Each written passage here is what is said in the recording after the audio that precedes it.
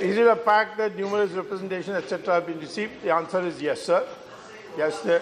But part B, whether it is also a fact that the ministry has raised the issue with the Department of Personnel, no answer for that. If so, what is the government response to that? No answer to that. Ayurveda is such an important subject now, and unless it is made, given legitimacy by having it in central service exams, etc., it cannot get the recognition it is due, because the allopathic medicines are out to finish out our Ayurveda by debunking it.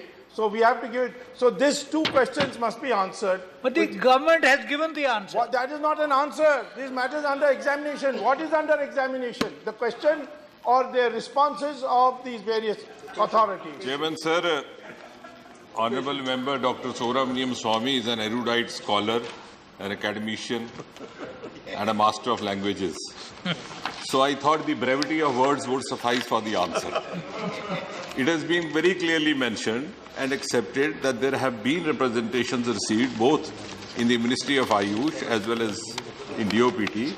And when the government says that the matter is under examination, it obviously implies that it is under the consideration of the concerned departments, which includes the Department of Ayush as well as the Department of DOPT.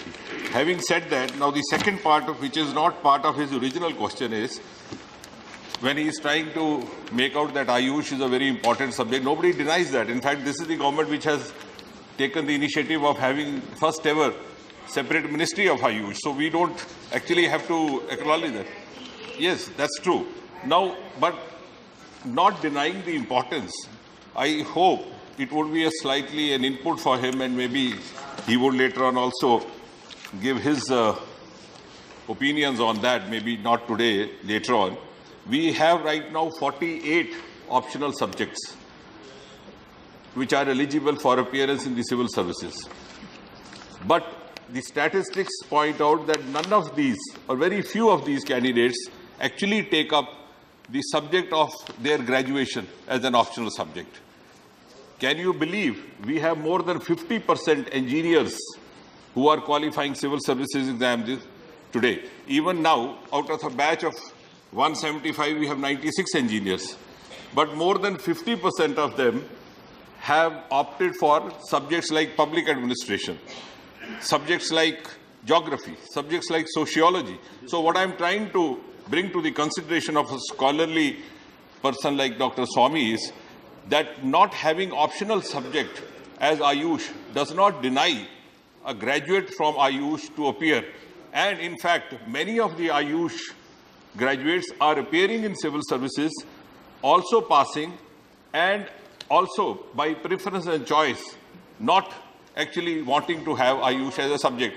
Similarly, if we recall, in 1970s and 80s, there was a lot of hue and cry about not having MBBS as an optional subject.